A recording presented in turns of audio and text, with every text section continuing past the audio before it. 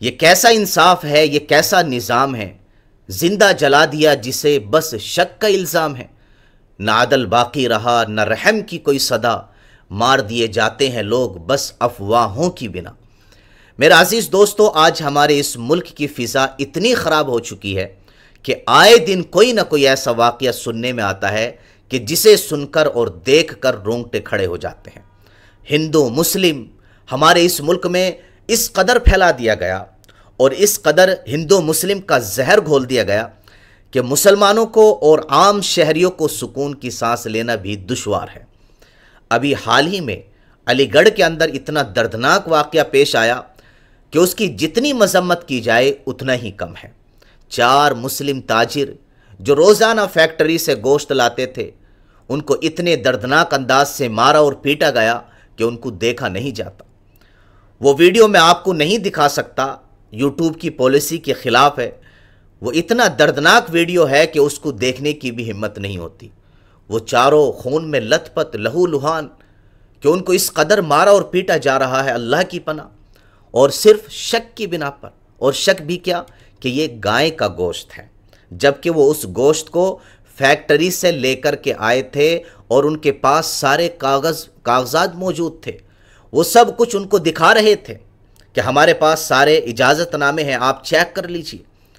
لیکن اس کے باوجود ہندو تنظیم کے کچھ لوگوں نے ان کی ایک بات نہ سنی اور قانون کو اپنے ہاتھ میں لیتے ہوئے ان کو مارنا اور پیٹنا شروع کیا۔ ایسے لوگ انسانیت کے نام پر دھبا نہیں تو اور کیا ہیں، جنہیں نہ انسانیت کی پرواہ نہ قانون کی کوئی فکر۔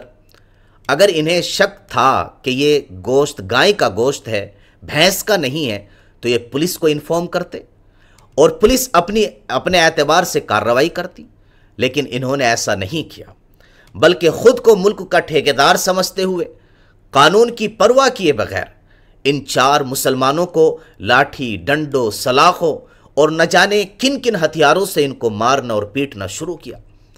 اور ایسے لوگوں کا کوئی مذہب نہیں ہو سکتا، کوئی بھی مذہب اس طرح کی تعلیم نہیں دیتا کہ آپ صرف شک کی بنا پر کسی کی جان لینے پر اڑ جائیں، قانون کو اپنے ہاتھ میں لے لیں، انسانیت کا قتل عام کرنے لگیں۔ میرے خیال میں کوئی بھی مذہب اس کی اجازت نہیں دیتا۔ جو لوگ گائے کی رکشا کرنے کا نعرہ لگاتے ہیں، کیا ان لوگوں کی نظروں میں انسانوں کی کوئی قیمت نہیں؟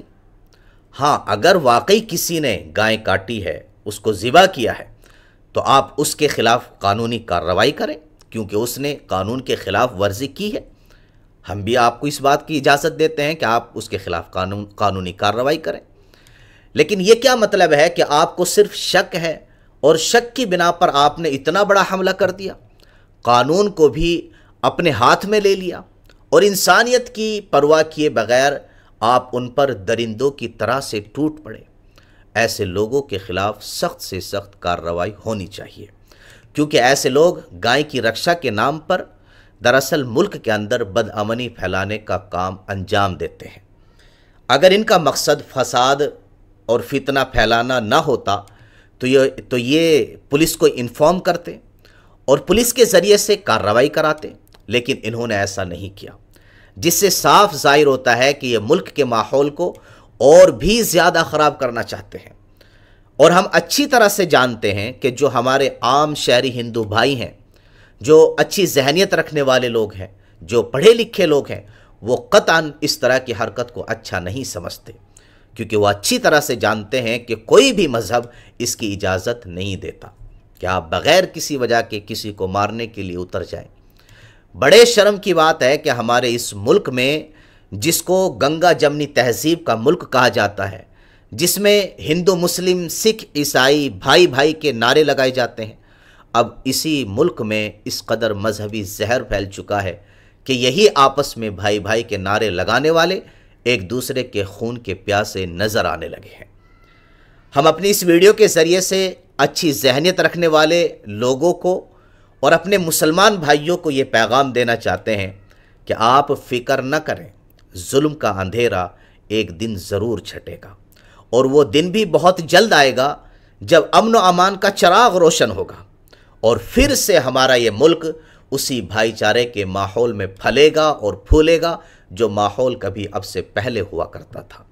کیونکہ ظلم کی آخر ہار ہے اور مظلوم کی ہمیشہ جیت ہے۔ اگر آپ بھی علی گڑھ میں ہونے والے اس دردناک واقعے کی مذمت کرتے ہیں تو کمنٹ کے ذریعے ہمیں ضرور بتائیں، تاکہ ہمیں خوشی ہو کہ ہاں آپ بھی ظلم کے خلاف آواز اٹھانے والوں میں سے ایک ہیں، اور آپ اس واقعے کے حوالے سے کیا کہنا چاہتے ہیں وہ بھی ہمیں اپنی رائے میں ضرور بتائیں۔ بہت بہت شکریہ۔ السلام علیکم۔